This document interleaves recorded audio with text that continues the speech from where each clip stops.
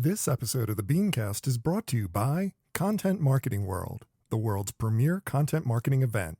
Find out more at contentmarketingworld.com today. Use the offer code BeanCast. Bandwidth provided by Recursive Squirrel Interactive. Visit them on the web at recursivesquirrel.com. Episode 548. In Libra We Trust.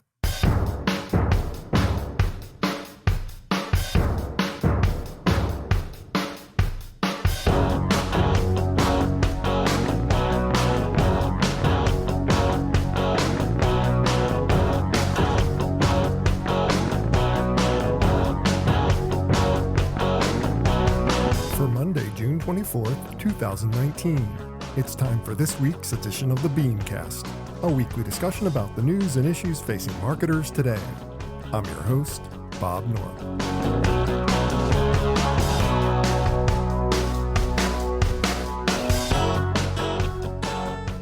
Thanks for joining us. Facebook revealed their secretive cryptocurrency project this past week. It's called Libra, and not only is it impressive, it's also managed to secure launch backing from some of the biggest names in business. So what still gives us pause? Tonight we'll discuss. Also, why purpose-driven marketing is in the doghouse, whether we're overwhelming users with choice, internal inconsistency at brands, plus the good, the bad, and the ugly. That's the lineup. Let's meet tonight's panel. Thanks for joining us for this week's BeanCast. I'm Bob Norp, and with me on the panel for this evening, we start with the author of the new book, Built to Suck, co-founder of brand consultancy, the HMS Beagle, Mr. Joseph Jaffe. Hey, Joe. Hey, and you know what? I'm going to forgive you for leaving out my title of the Admirable Admiral. You know, it's just like, I didn't even think about it, which shows me how much of a block I've put in my mind about that. So, also joining us, we have the founder of the 6 Pixels Group, author, speaker, podcaster, blogger, bassist, and now, most importantly, Getty Lee's new personal best friend, Mr. Mitch Joel. Hey, Mitch. Bobby, how are you? I'm doing well. Love that picture of you and Getty. It was awesome. Thanks, man. And finally, the author of the new book, Specific, Vice President of Marketing at Arizona State University, Mr. Adam Pierno. Hi, Adam. Hello. Great to be back, Bob. Great to have you back. Well, this has been a big week, especially for Facebook. The big news of the week was Facebook introducing their own cryptocurrency called Libra. And despite the immediate backlash over Facebook wanting to control our money, the list of launch partners is impressive, including heavyweights such as Visa, PayPal, eBay, the like that. And the structure of the currency's management creates a kind of firewall, which should inspire some trust. It's definitely going in the right direction. Mitch, does this effort make sense given Facebook's long-running troubles? And more importantly, does it have a chance of succeeding? I know that you and I have talked a little bit before the show. You have a long-running history in terms of predicting that Facebook would actually do this. Yeah, so I'm going to answer the questions with one-word answers and then duck. Yes and yes, and now I'll duck. Yeah, you go back to 2011, and again in 2013, I was writing about the fact that we had this amazingly powerful, deeply connected, and global community. And that if you looked at the revenue models, it was primarily at the time and still to this day driven by ad revenue. And I didn't necessarily think that that was the best strategy for the platform. And I thought their best strategy at the time would be to create a currency that obviously they could control, a currency that could fluctuate and change and have a valuation similar to other currencies. But you did have a centralized community on a decentralized geography. And again, these people are deeply connected. Mobile was very, very pervasive and even more so to this day. And if you think about the flow of work from what Facebook had, it was content and then to messaging and communications. And currency is a very smart next step for them. And if you think about it, what if Facebook did have a currency and suddenly that was where their revenue came from?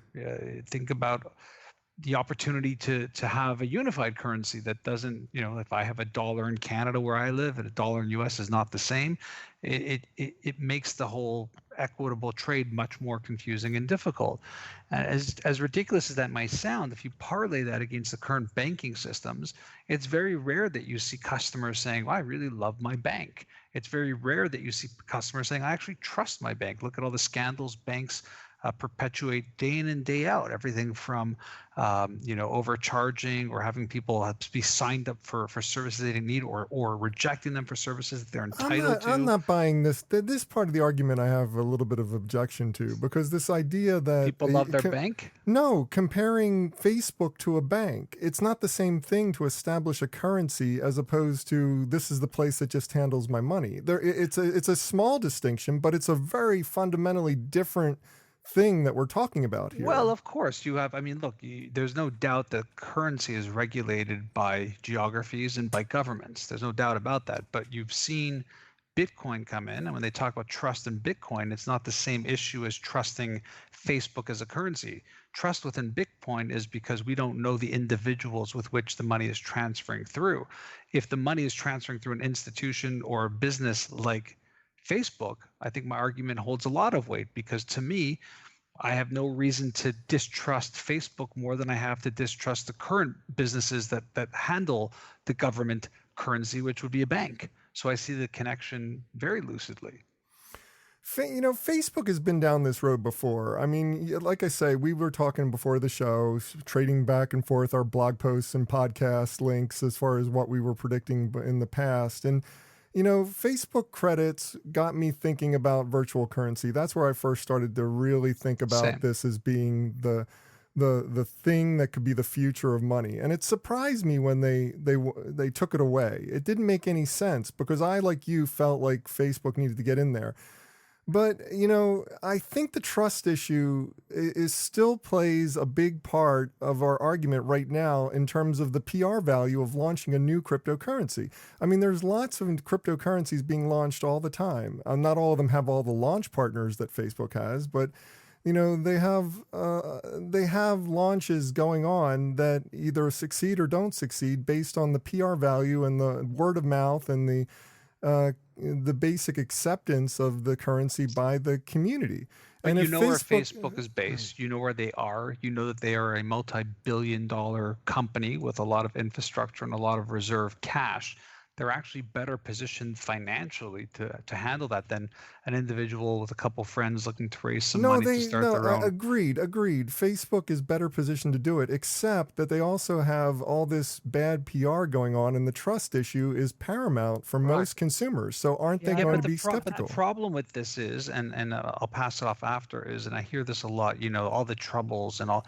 It seems like only the media really cares. If you look at the numbers, the usage, how it's being used, what's happening, this doesn't seem to be slowing individuals down. And I think their reaction to Facebook's troubles are very similar to the reactions they have to any other business that has troubles and issues. And I'm not diminishing those troubles or those issues. They're real, they're legitimate.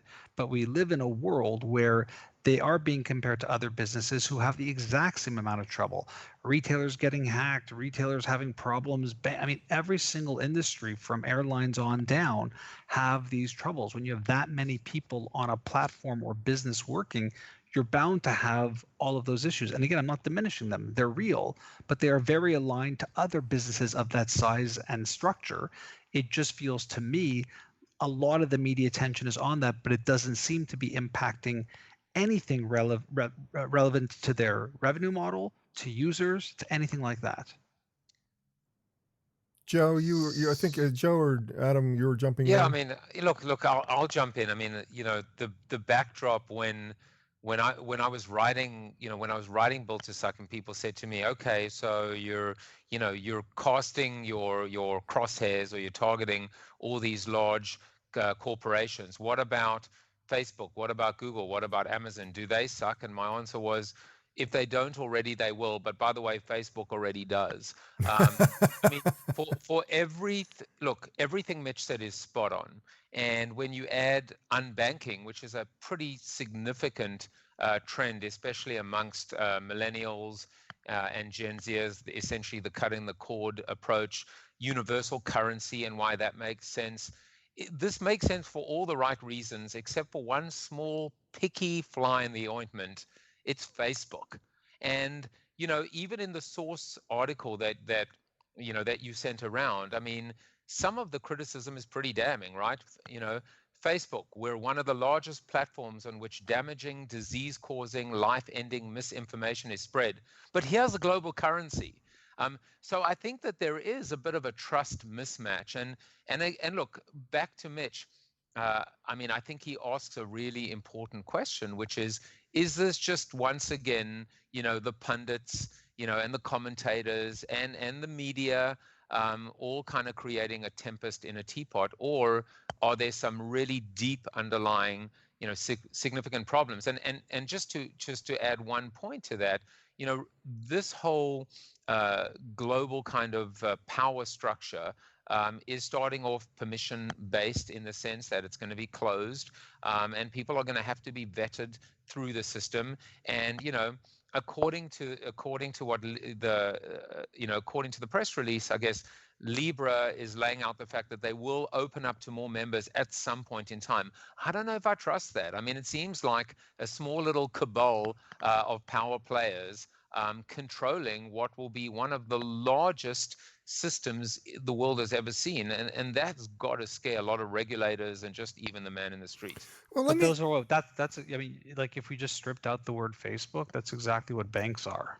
Well, and that's the point. That's the point. Not as big though. Oh yeah, sure they are. That's the point that we need to pay attention to. Even though Facebook is leading the charge, and it's all the press had it being as Facebook's Libra, it's still an independent organization. Do we trust though that what is it? Calibra? Is that the name? I think it's Calibra. Libra. Yeah, Calibra is going to be this independent body that is not beholden to the partners, but gives the opportunity for the currency to be managed in a legitimate way.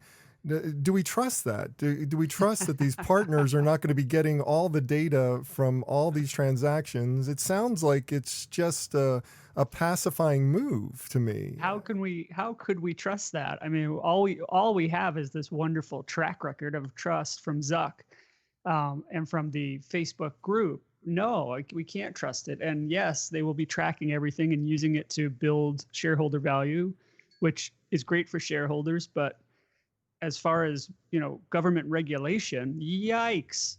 The two places that the U.S. government has just fallen flat over the last 10 to 12 years in regulation. One, banking. I think we all remember, right? Yes. Yeah. And two, I mean, my credit is still rebounding. And then number two, social and digital, where they really just can't figure out how to get their arms around it. So, Mitch, to your point, banks are huge. HSBC is a huge global bank, for example, but they don't have 1 billion monthly average people checking in and spending time with their platform. And if those people were given a chance to bank and all of a sudden their time, their attention, and their finances are wrapped up in there, I don't know how a government could engage and regulate them at any point. And I don't know which government that would be. But that's the consumer. That's going to be the consumer answer back, Adam, which is exactly the point that people feel stifled, limited. Go ask a small business owner who needs a loan what their life is like when they can only deal with a handful of banks. And potentially through a Facebook economy, they could actually leverage their own community to raise the funds. We talk about this trust thing like it's this like it's this sort of unidirectional thing. Go look at the numbers on Messenger. Go look at the numbers on Instagram. Go look at people's sentiments and feelings about the current banking infrastructure and all their disillusionment around social media and all the stuff people say and do online and leverage the technology to their own gain. They still use it a lot. They still recognize it as a centralized place. And I'm not sitting here saying I believe that Facebook should have a currency. I just believe that in a world where there's so much damage within that industry, and it's an industry I worked basically 20 plus years in as an agency person with my biggest clients being in the FI space, I can tell you that people will come to this in flocks and droves. And for every person who says, I can't believe Facebook is doing this, on the other side, all they're doing is sitting on Instagram and Messenger. And I just believe that ultimately that if you're going to have to figure out where these new currencies are going to come from. And I'm just sitting there as a consumer going, so what are my options? Back to the banks, back to, let's say, Facebook is a new player. It could be Facebook, it could be Google, it could be Apple, it could be anyone, or back to these sort of individuals doing these ICOs. I'm not so disenchanted, and I'm a pretty media savvy person who's been part of Facebook since it basically launched, to say, I don't know that I distrust them any more than the stuff I've seen happen at the bank level and we've all seen exposed. But does it matter whether you distrust them or not? Does it matter whether the consumer distrusts them or not? When it comes down to it, they have the government against them in both Europe and in the United States. Of course they do. Who wants to lose control of their currency? Right, and it's or just have like an alternative solution to well, it. but we're not talking about that, because I'm a firm believer in cryptocurrency as being a future state for money. I think that digital currency makes a lot of sense in more ways than I can count. I mean, well, you and I have written about it extensively, and we've talked about it, and I believe in it. I just feel that Facebook getting involved in this is getting involved like maybe 2 years, 3 years too late. Like they had the genesis of this idea way back in the day, and if they didn't carry through on it, and they probably have been working on Libra since Bitcoin first came out. They've probably been working on it for years at this point. Essentially they're just coming out with this way too late, and it's going to be. I don't agree. I think the average consumer. I mean, I don't know if you've ever played around with any of the digital currencies. They are very cumbersome. They're very tough, and there's a reason behind it, because the trust in technology and connectivity is, to a certain degree, very challenging. If Facebook can be the intermediary and facilitate the adoption of digital currency, and I think they can do it much quicker than, again, traditional banks would be my example, I just see it as being a net positive that might even force governments and the current banking system to reevaluate. Maybe it's just a good way to get people shaking in their boots. I also don't think that they're at all too late for this. This is a brand new technology. People don't even understand the difference between cold storage and hot storage, and just the complexity of really dealing in these cryptocurrencies. And it was unfair of me to say that it can't happen. It's more from the standpoint of, I'm afraid that they're too late. It's just like. So guys, if I may just jump in for a second, a few points that I think I just wanted to follow up with. One, consumer trust of Facebook has declined pretty radically since the whole Cambridge Analytica scandal and so on. No, it's not true, Joe. It's not true. I'm looking at data. Go look at the usage. Go look at usage and dollars. That's all the only metrics that matter. I'm looking at data that suggests that. There's no data that suggests that. I'm looking at it right now. I'll send you. Usage is up. Time spent on the platform is up. More geographies are up. Ad revenues are up. Mitch, stop monopolizing this conversation. No, but sorry. The second point that I think I just, because me, I believe everything should be. I'm in agreement with you that we should, everything should be consumer led. And so I think point number one is consumer trust in Facebook is down. Now, second point, usage, to your point, is not down. But I think it's important that we strip out Facebook.com, right? Facebook, the app, from Messenger, from WhatsApp, from Instagram, because I think we just need to be able to divide them and separate them. And then my third point is, I agree with Bob. I actually think it might be 2 to 3 years too late. And the question, could Facebook be the company to lead, crypto and blockchain to the next level? I think that if you actually go back and look at the roots and the history, of this phenomenon, it really wasn't about the big institutions running and leading this. It was exactly a counter trend or counter culture trend to being able to take away the power from these behemoths and these monoliths. And we've never seen a company with as many customers as Facebook.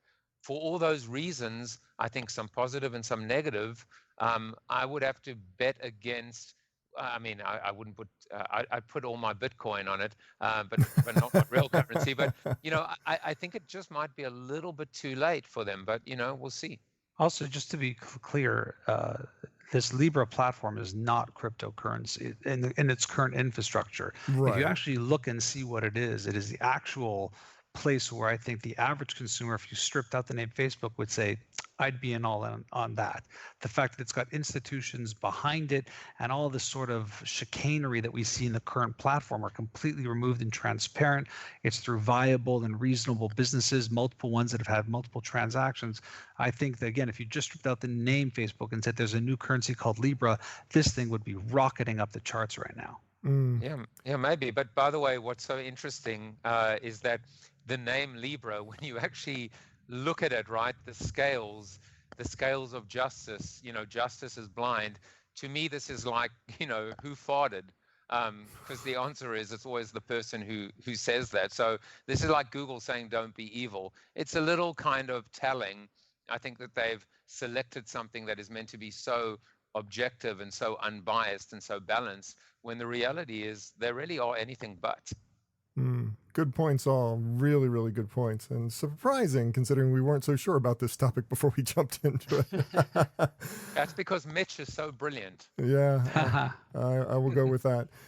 Well, we're going to move on and talk about purpose marketing and how it's not as wonderful and all-seeing and powerful as a lot of people thought it was. It's actually in the doghouse in a lot of people's opinions. We'll kind of explain that in just a minute. But first, I want to talk about our sponsor for this evening. It may feel like September is going to be a long way off, and it may feel like you can put all kinds of things on the back burner right now, but September is just a little over 2 months away. And that's when Content Marketing World is, and you really should be making plans now to attend it. This is a crazy, crazy group of speakers, including some of my personal BeanCast favorites. People like Scott Monty, Scott, worked at Ford, did all that cool stuff. We all know him, we love him. Kate O'Neill, she's the tech humanist. She's the one who's written that book, The Tech Humanist, which is amazing. Tamsin Webster, who was on the show last week, telling us about her keynote that she's going to be giving. Ann Handley's going to be there. We love Ann. Tom Martin, Lee Oden. All these people that have been on our show are going to be there at the event, plus many, many more, plus nearly every major brand globally.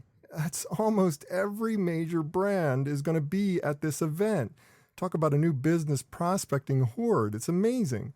And they're expecting over 4,000 attendees. So this is not some small fly-by-night event. This is one of the biggest, best in the world. In fact, Content Marketing World is the world's original and largest annual gathering of content marketing professionals, all coming to hear the latest thinking on every topic imaginable about content marketing.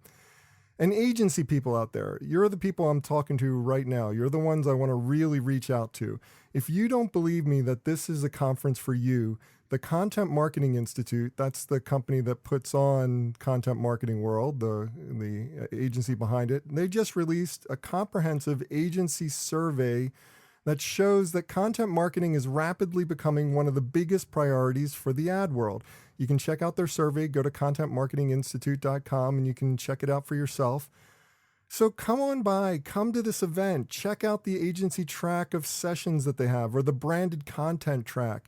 Come drink the free booze at the agency exclusive cocktail hour. Yes, they even have that, free booze for you. Plus, don't forget, you can't forget that there's going to be hundreds of new business prospects roaming the convention hall. That's not an inconsequential thing. You need to be at this event this year. There really isn't a good excuse for you not to send at least one member of your staff or even come yourself. September 3rd through the 6th are the dates that it's going to be happening. Cleveland, Ohio is where it's going to take place. Don't wait. Register today at contentmarketingworld.com. Use the offer code BeanCast, all caps. Got to use all caps with this code. Offer code BeanCast, and they'll even knock $100 off your total price. That's contentmarketingworld.com. Offer code BeanCast, all caps. So register today, and I'll be looking for you at this year's event. Well, many of the education sessions during the Cannes Advertising Festival, according to reports from the event, seem to have a recurring theme, and that recurring theme was skepticism about the effectiveness of purpose-driven marketing. With words like woke washing, session after session dealt with the difference between purpose marketing, true purpose marketing, and having actual purpose. Yeah, and I said that wrong. Between purpose marketing and having actual purpose. So, Adam, we've made a similar argument on this show for years now. So, my question to you is, can purpose ever be effectively used as a marketing strategy, or does it only work when it's already present in the DNA of a brand? Do you know what I'm talking about? Do you know the distinction that I'm trying to get across here to you? Absolutely. Yeah, for sure. I think when you look at a brand like Tom's Shoes, for example, where it's baked in, and Warby Parker, where as they came up with the concept for the product and the service and the idea all at once, there was a giving purpose tied into it. Those things translate very well, and because everything they do can be a branch off of that main trunk. When you see Gillette just pivot from, typical 80s shavings ads of guys with six-pack abs shaving in the mirror to like a heavy metal song, which, by the way, I love those commercials. When you see them pivot from that to the, hey, we're going to take a stand on, what it's like to be a modern man. Is this really the best a man can get? Everybody knows there's something weird about it. Whether you like it or not, you still do the RCA dog tilt and say, where is this going on? So it can be used effectively as a marketing strategy, but it works much better when it is present in the DNA of a brand.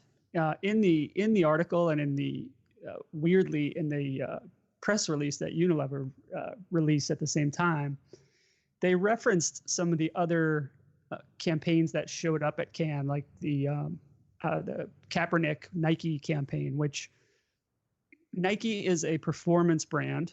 They are not a purpose brand, but that purpose campaign got them a lot of attention, drove some sales, got them a lot of good publicity, and that's fantastic. What was happening in the background leading up to that was a line of executives being let go or disciplined for inappropriate behavior and bias in the workplace and all kinds of weird things that really don't jive with that marketing message. But the marketing strategy was still effective. It's just weird. As a consumer, again, Mitch, this probably goes to your point about Facebook and trust.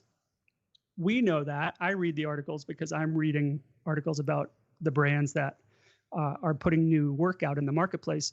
But consumers probably don't know anything about those lawsuits and that discipline. So they don't have a sense of that dichotomy for a brand like Nike. But for brands like Gillette or brands like any of these brands like Dove and Unilever brands that they self-declare as sustainable living brands, does a consumer know that it's a sustainable brand, or that any of those brands have what we would call a purpose? Dove, maybe. Knorr, Persil, Rexona, like I don't think anybody would say, oh yeah, those brands, they stand for X or Y. I can't think of what any of those stand for except, their unique selling proposition. Well, that's a consideration. If you have a smaller brand, could it potentially still be a way to distinguish yourself? I mean, it's one thing to say, why is Tide washing clothes for people who are out of their house because of a natural disaster? What possible altruistic view am I going to have of Tide as a result of them doing that? I mean, I'm probably not.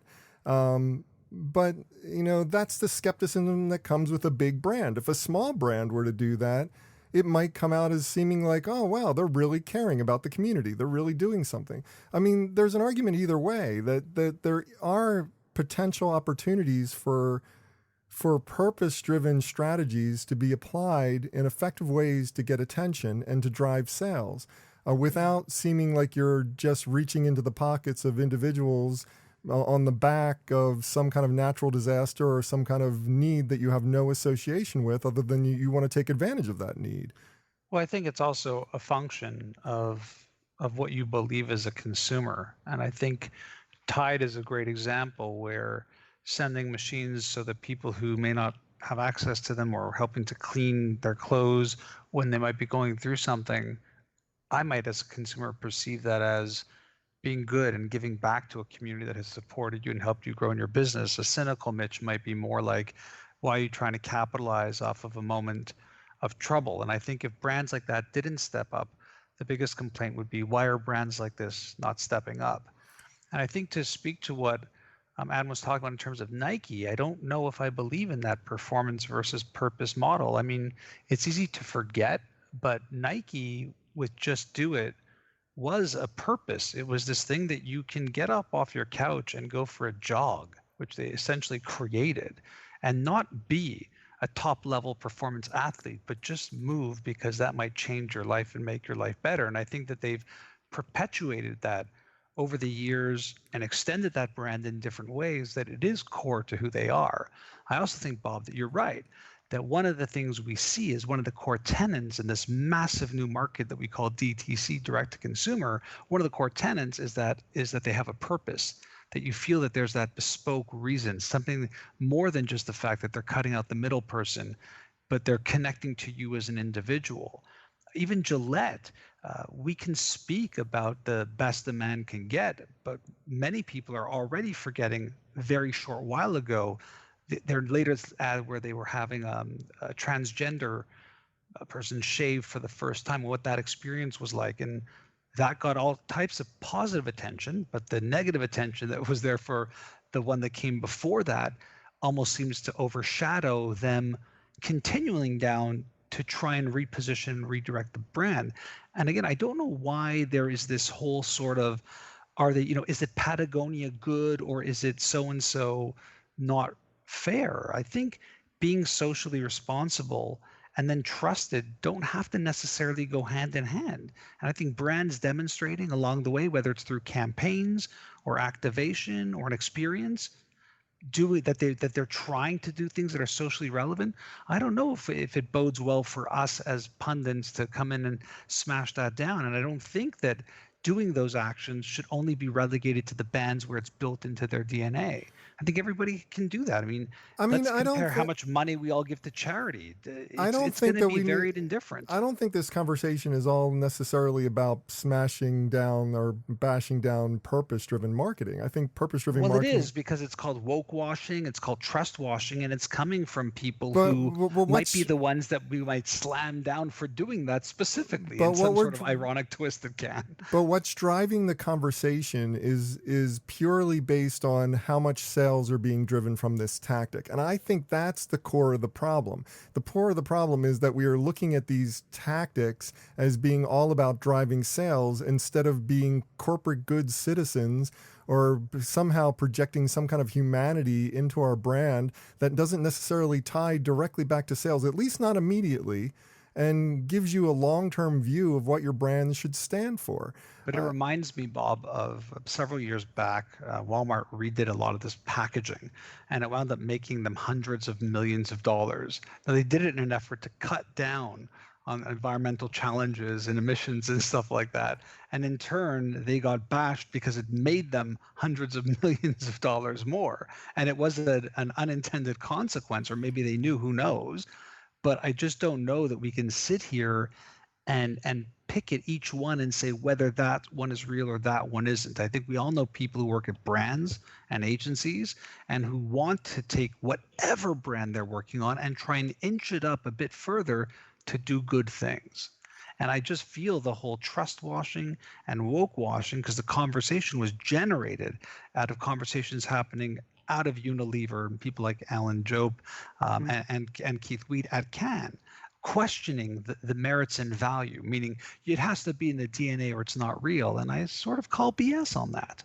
Well, I also would look at the time window. So if someone does a singular ad, for example, or a small campaign around a purpose, and then they move away from it, do you still consider it a valid purpose? Because I agree with you. If companies it brought it into recognition, why not? Well, how can we call harm on somebody where they could be shilling? They create some sort of recognition to something else, and our reaction is, I don't believe it's authentic, so it's bad. Well, I blame Twitter. I guess the question was, can it be an effective marketing strategy? Not necessarily the responsibility of organizations to do social good or to budget a certain amount of their budget to. But we see it a lot, right? Every day we do see brands supporting a charity, and it is a one-off, and they're just saying, hey, we proudly support this, or it's this day, recognize this. And then we see the Twitterverse and other people bash it down. And I'm just questioning why. So I think again, the key is the phrase purpose marketing, right? That's like social media. We're taking oil and water and we're expecting them to come together. And there's something about the word marketing when connected with purpose that almost is that instant BS indicator. The thing is, one thing that I've been pushing brands to kind of come to grips with is, don't if you are looking to discover your purpose, you're in bigger trouble than you even imagined. You don't need to discover your purpose. You need to rediscover your purpose. You forgot it. It was once there. It was there right at the beginning. It's the reason why, as a small startup, Procter and Gamble, Hewlett and Packard, these were real people, and they built their business based on beliefs, based on values, based on ideals that somewhere along the line they forgot, whether it was through succession, whether it was through going public, whether it was through the founders dying, quite frankly. And I think, one of the indicators is when you need to create a Super Bowl commercial to tell people how great you are. That's a key giveaway. It's like I feel like Joe just jumped to the last topic. no, it's funny because it's exactly as Adam was talking. I didn't want to mention it now, but he's exactly right. This is a company that is saying one thing but doing something else, behaving badly in the boardroom or behind the scenes, and there is a disconnect. And at the end of the day, consumers can sniff it out, or may at some point, or at least employees may go to Glassdoor, or whatever the case may be. And so, but I do think, Mitch, I think you made the point earlier, which is it is a catch-22, right? Which is we're looking to companies to step up, right? To do good, to be good, to change the world, to do what government maybe isn't doing. And when they do it, we kind of slap them on the wrists and call them out. And Right. and you know what? Tough luck. Too bad. One of the things, and I heard this on the BeanCast, which was, I thought, a brilliant conversation, right? When McDonald's changed the M to a W, right, to celebrate Women's Day, and actually it wasn't just art direction and retouching. They actually spent $2 million. To turn some of the M's, around into W's. Well, then the question came on in the discussion. Here's an interesting idea. Why not just donate $2 million to Planned Parenthood? And that fundamentally is the difference between communicating purpose and living purpose. I don't agree, but I fundamentally don't agree with that, because that's like saying, hey, nice try in trying to create recognition at that scale for women. I would have done it this way, and I don't think it's anybody's right to say, why not give it to Planned Parenthood? Why don't you give it to Planned Parenthood? They're going about it this way, and I think we should be able to stop, pause, take a deep breath, and go, that's recognition for a day, a moment in time, a critical one, an important one. And I want to see more brands do that. What is the threshold and level? And I'm going to then decide as a community whether I just find that pandering is very inauthentic. For every Tom's, there was a million other brands that came out and did the whole buy one, give one, and everybody did the eye roll. But I want to see how much McDonald's pays their female employees versus the male employees. To me, that's living purpose, right? And I mean, and regarding Tom's, to what you're saying, Mitch, they were the first, so first mover advantage. But everybody jumping on that philanthropy bandwagon, it can't be a bad thing, right? Giving back to charity and making the world a better place. But there's an authenticity that unfortunately is sorely lacking in many of these cases. And maybe it's that word marketing, and maybe it's ROI, and maybe it's being able to say, so that's great and all, but how many widgets did we move as a result? Yeah, and maybe it's just the pundits who like to look at each example specifically and don't take a step away and realize that the average consumer is going about their day and that they're super busy, and that if they see a W upside down, it might make them give pause and go, what for? And then go, I didn't even know it was Women's Day today. And wow, isn't that great? They did, and then they created the hashtag droopy boobs. Oh, man. I think that was you who started that, Joe. No, I wish it was. Well, this is a good conversation, but we have to move on to our next topic. The book, How We Decide by Jonah Lehrer, seems to have become a worm in the marketing consciousness as of late. The idea that too much choice leads to inaction seems to run afoul of many of the most accepted marketing tactics. But the data here is clear that when we limit SKU overload and consolidate content offerings as well as marketing communications and try to kind of focus the consumer on what we're trying to say, sales end up rising. So, Joe, do you believe that too many brands are smothering customers with choice? And if so, what could be the long-term consequences to brand health? I mean, I think the answer is I'm in agreement with the argument, and specifically when we look at the explosion and proliferation of SKUs in the average supermarket, I think you've got to look at the motivation as to why are we seeing so much choice. Is it consumer-led or customer-led? Absolutely not. It's the tyranny of line extension and being able to try and get more products from the same company on the shelf. Get more horses in the race, you stand a better chance of winning it as well. And so what's happened is complete clutter and overload, which is why you see companies like Amazon and you see technology, automation, AI, whatever the case may be, personalization, customization being the perfect foil or antidote. One thing I will say is if we're looking to a classic example of companies of a company that slashed the number of available products and choices, it was Apple. When Steve Jobs came back, I mean, he literally obliterated. And you know what? Simplicity, right? I mean, simplicity. There is something sublime and very elegant about simplicity without oversimplifying. So, too much choice.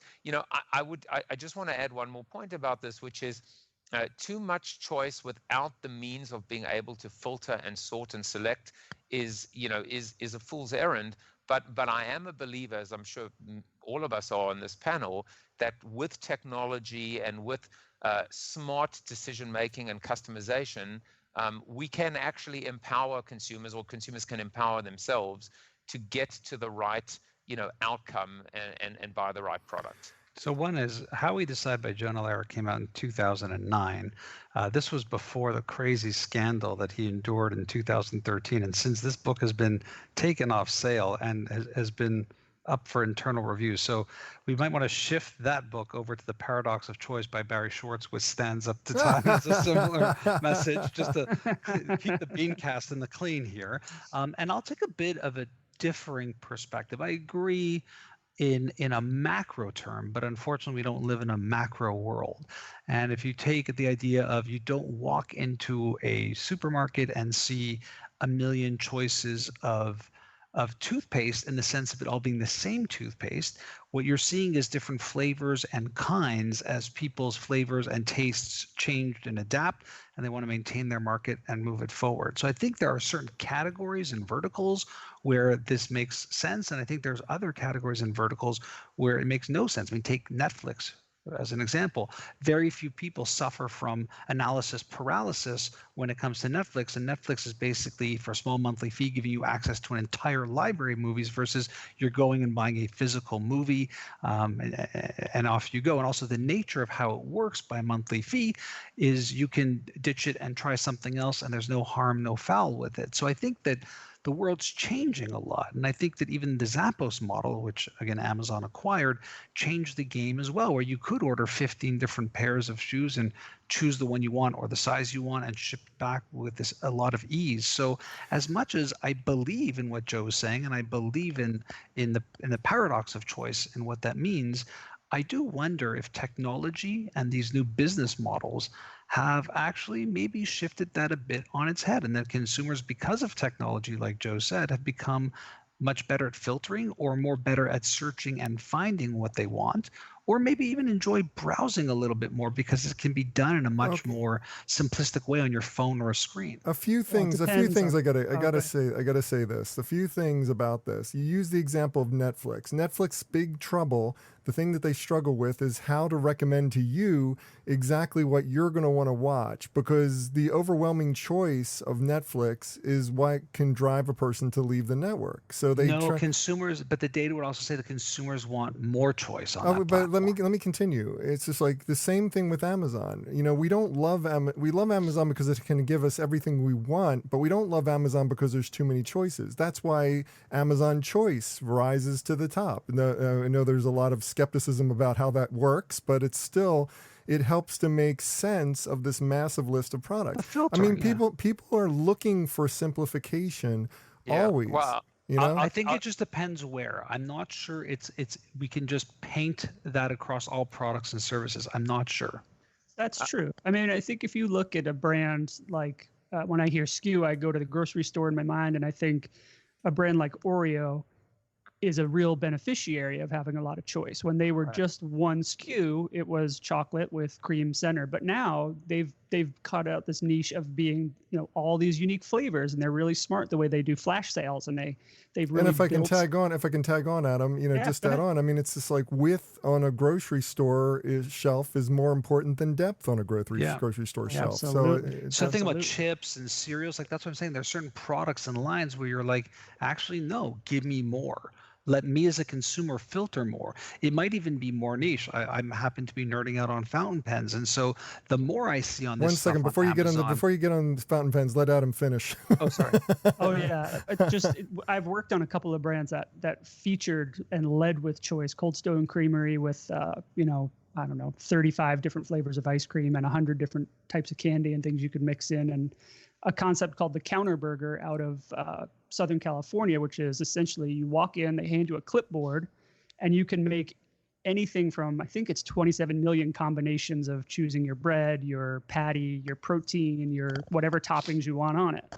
And of those millions and millions of potential options, the most common one, cheeseburger with tomatoes and lettuce on it. It's, you know, there's so much choice that people just default to what the basic thing is, even when you give them the choice of these really gourmet toppings and things you couldn't expect, they just kind of go back to basics. And we're still, you know, we're basically saying, if I had to kind of, you know, draw a common thread, is it's the balance between quality and quantity, right? So, I mean, we've all heard the saying with respect to cable, 1,000 channels and still nothing to watch. Right, this was before HBO and before Netflix and before Hulu and that whole paradigm change. But I was just thinking of two other examples that I think are worth adding to the conversation. One is Google, right? When you think about how many thousands, tens of thousands, hundreds of thousands of search results, and yet for the most part, people are still going to click above the fold on the first page. So that's one example. The other one, and I think this is it's a radical one. I was not initially a fan of this idea, but when Verizon rebranded and came out with their new pricing plan for data, for mobile data, they came out with small, medium, large, and extra large, and they oversimplified it into 4 buckets instead of creating the anxiety and the fear of being able to figure out which data plan and how much and unlimited and throttling, etc. And I think, you know, that simplicity, especially for a mass, you know, consumer value proposition for Verizon, I guess worked pretty well. And I want to move on to our last topic because we're running out of time, and it's an article that Joe wrote on adage.com. Right now, I found it pretty interesting. The basic premise is that brands are terrible at preserving the organizational memory necessary to maintain and evolve a consistent brand identity, both internally and externally. It's kind of an interesting concept, Joe. Can you take us through this a little bit and help us to understand what your premise is a little bit better than I just set up? Well, I actually disagree with the author's position quite. Wait a second. That was me. I'll do that after, Joe. Yeah, I'm sure you will. Yeah, you know, the idea was if you talk about the word brand or branding, if there is one word that bubbles up to the top every time, it would be about the concept of consistency.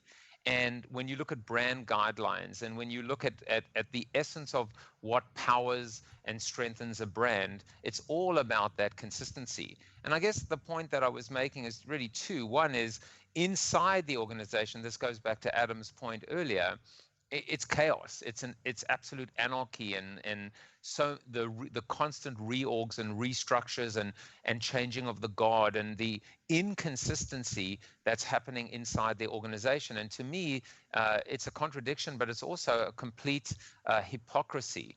But I think what it's actually led to is the fact that when we're not seeing brands, it's one thing to say consistent, but consistent should not be stagnant.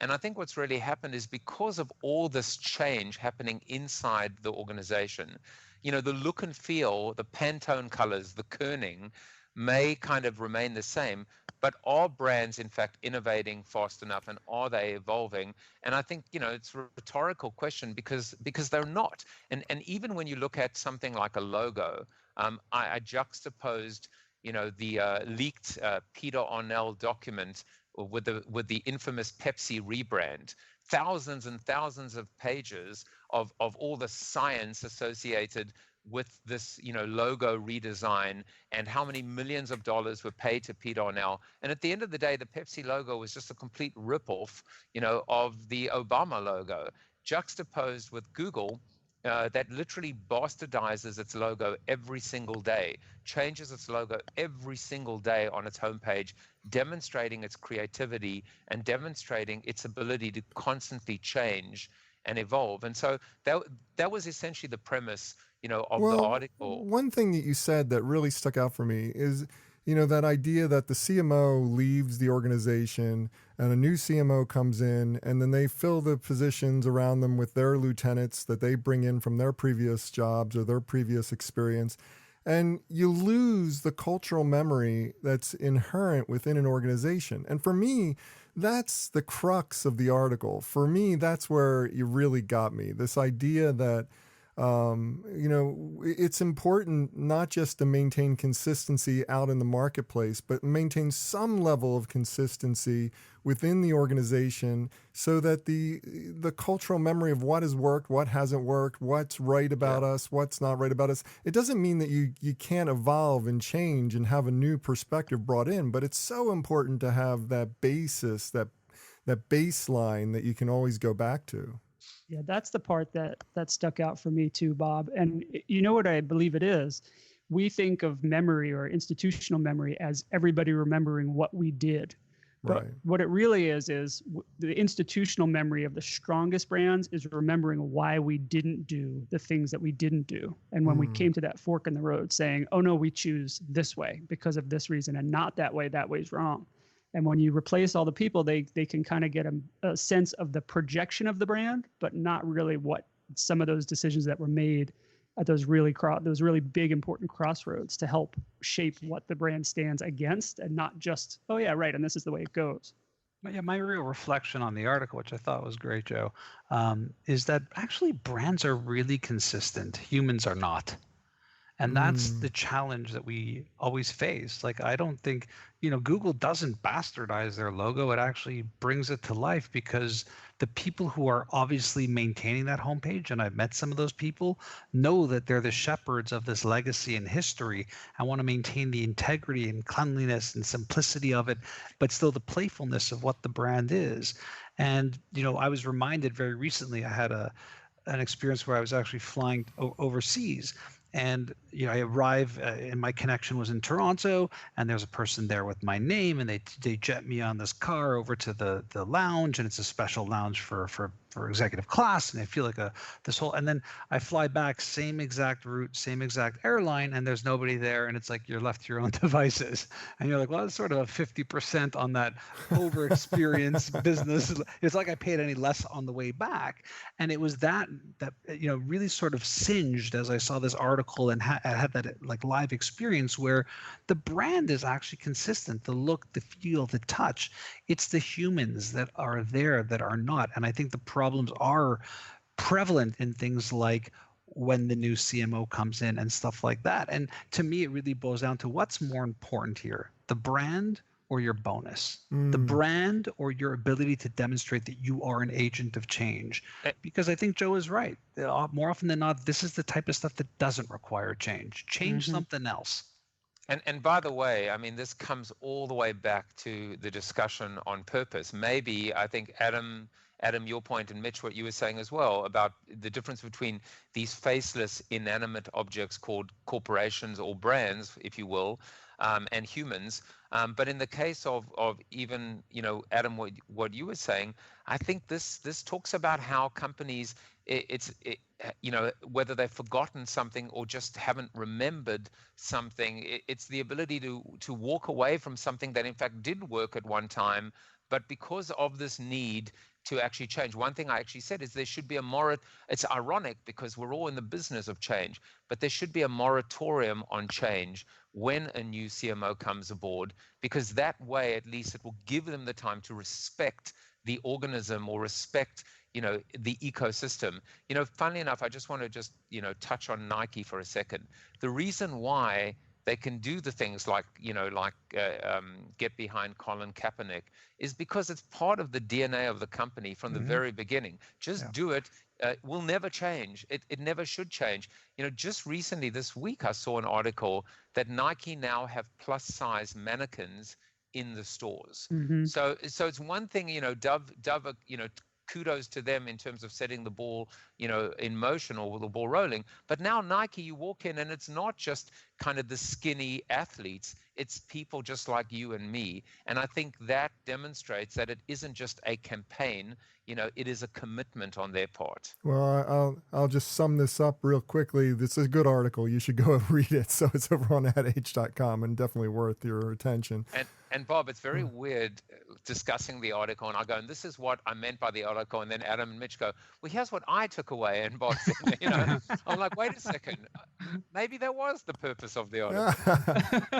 That was very surreal. I enjoyed it. Well, and Bob, before you go on to good, bad, and the ugly, do you think that we could just stay on the line after? Because I have a feeling the four of us could probably go for another hour and a half if we didn't have a time limit. We'll record a bonus show for you.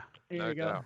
Well, it's time for the good, the bad, and the ugly. But before we get to that segment of the show, I do want to take this opportunity to thank my guests again and allow them to each do a shameless plug, starting with Mr. Jaffe himself. You can find him at thehmsbeagle.com. That's the home of his consultancy that he founded with Lynn Power. Tell us what's going on in your world, Joe. What would you like to promote? You know, I have to tell you, I don't want to promote anything. I was super. You gave me everything I ever could have wanted by being on this panel tonight and hanging out with Adam and Mitch. I just wish all the BeanCast listeners a very restful and safe summer. Just enjoy it, and we'll all be raring to go in September post Labor Day, no doubt. And keep listening to the show. Don't relax away from the show, please. Yeah, that's what I meant. That's what I meant. Now, next up, Mitch Joel. You can find him at 6pixels.com. That's the home of the 6 Pixels group that he founded. Tell us what's going on in your world, Mitch, besides the fact that you talked to Rush bassist Geddy Lee. What's going on in your world? Well, that's a good prime. So yeah, you go to 6pixels.com if you want to check out my writing and my podcast over there. But I also am trying to slowly build the largest oral history of electric bass players. And you can check that out at notreble.com/groove, where you're right. The latest episode, which is I think close to 60, was with famed bass player, legend, Geddy Lee of Rush. Yeah, amazing. The pictures are fantastic if you get a chance to see them. Last but not least, Adam Pierno. You can find him at adampierno.com. That's where you can get his book and you can find out more about him and probably read blog posts and all the other stuff that you get from a website. But tell us what's going on in your world, Adam. What would you like to promote? Well, I feel like a heel promoting anything after Joe is saying, have a good summer and taking that brand purpose high road on me. But I will promote my book because I'm a heathen. Specific is available now. It is a book about brands that understand the way ideas travel today and taking advantage of that to make themselves meaningful to consumers. Yeah, and I've got that book. I've got it, so I recommend it highly to the audience. Definitely check it out. And for more information about me or the show, visit thebeancast.com. There you can find a complete show archive. You can find out how to consult with me. and you can even find out how to advertise on the program. So check it all out at thebeancast.com. And now it's time for the good, the bad, and the ugly, a rundown of the best and worst of advertising, marketing, and public relations from the last week. First up, the good. Leo Burnett, Mexico, working for client Corona, came up with a novel way to minimize packaging waste while garnering lots of attention at the same time, and it was through stackable cans. Now, these new Corona cans, Joe, they screw into each other for transport. They basically have threads at the bottom and top, and you can screw them into each other, and it eliminates the need for plastic rings. I mean, I see problems in terms of storage, and the local convenience store or bodega is going to have to completely change the setup of their entire rack system in order to get these things into the case. But in terms of innovation, I think this is a really smart idea that's forward thinking at the same time that it's very promotional. I absolutely agree, and I think not since the famous Coors packaging where the Rockies turn blue when you know that it's cold enough to drink the beer, because you can't actually just hold the can and realize how cold it is. But I actually love that. I mean, I think that I just wish more companies were as innovative beyond, when they talk about innovation, it's generally associated with R&D and packaging, right? Product and packaging. And I just wish they were more innovative in marketing. But in this case, yeah, it's a fantastic idea. It's practical, it's tactical, and it has a purpose. So, kudos to them. Now for the bad of the week. The New York MTA, Metropolitan Transportation Authority, is being sued by a female-oriented sex toy maker over the transportation system's refusal to run the company's ads, citing policies against sexually explicit content. But as the plaintiff Dame rightly points out, Adam, the MTA is inconsistent in enforcing its policies here, regularly running ads that appeal to male sexuality. It's really kind of funny how this works. I mean, you can find Hims ads, you can find Roman ads, but you can't find any kind of sex toy ad because it's dealing with female sexuality. It is weird. It's very odd, and it's interesting. I mean, not to mention the history of over-sexualizing females and advertising from everything from men's clothing and scent to beer and spirits. But I've found myself really challenged, not by the fact that their claim is right about being biased towards male sexuality across a system of advertising, but yes, Hims and Viagra and Cialis sell products that... Not to mention breast implant ads. I mean, all that... But it's an actual physical device, and my brain was confused on whether that's where the line is or where the MTA finds the line, and maybe that's where they tripped over and put their foot in their mouth. Hey, I'm just asking for a friend. I think that's the Roman line. And last but not least, the Wall Street Journal revealed this week that Google is sitting on a massive fraud scheme concerning fake business listings on their Maps platform.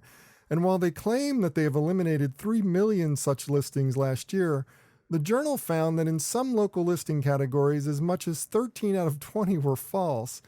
The consequences are that consumers think that they're working with legitimate businesses, Mitch, that they trust and they know and that they've called before, while in truth, they're working with scammers who are stealing brand value from real businesses. It's amazing how this all works. They even detailed the amount of extortion that can go on behind the scenes as these players try to get you to sign up to their program to get them to go and put all these fake listings on Google Maps.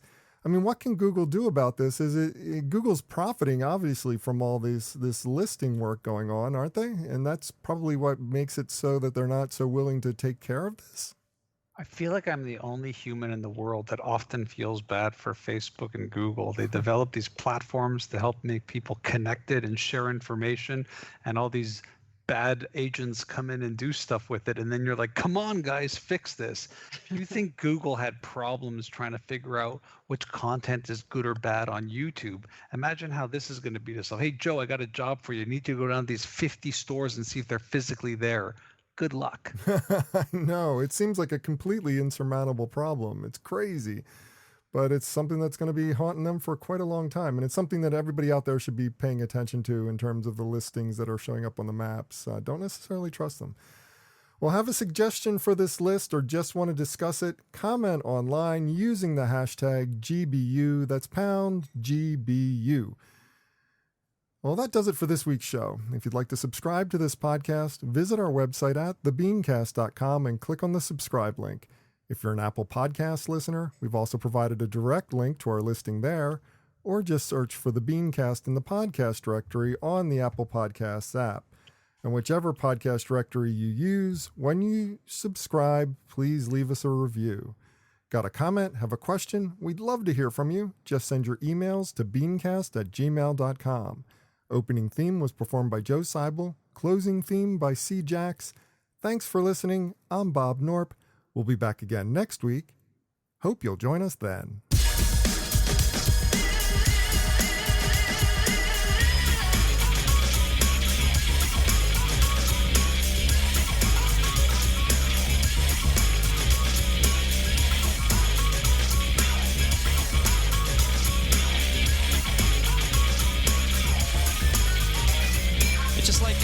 It's like, you know what I mean? It's like if it's, you know what I mean? I don't know, man. Just like, okay, it's like, you know what I mean? Like, it's like totally like that.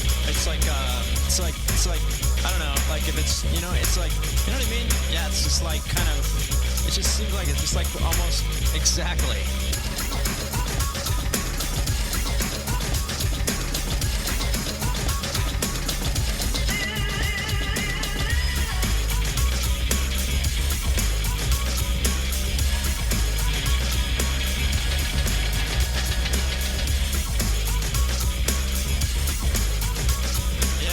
It's like exactly. Yeah.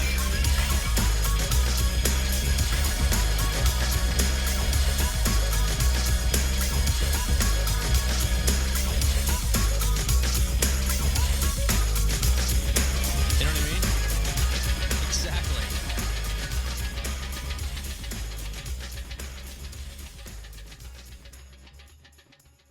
Cool beans.